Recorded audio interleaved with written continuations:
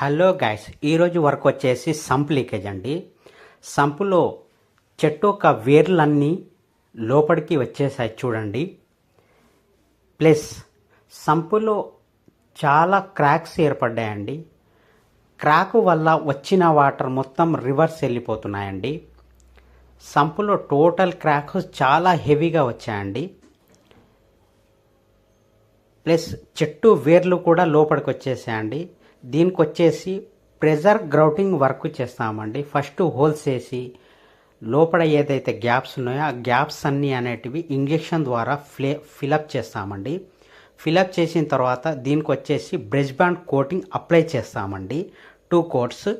తర్వాత చుక్క వాటర్ కూడా బయటికి వెళ్ళామండి. విత్ గ్యారంటీతో సహా చేయబడును. కింద మా నెంబర్ స్క్రోల్ చేయబడుతుంది, కాల్ చేయండి.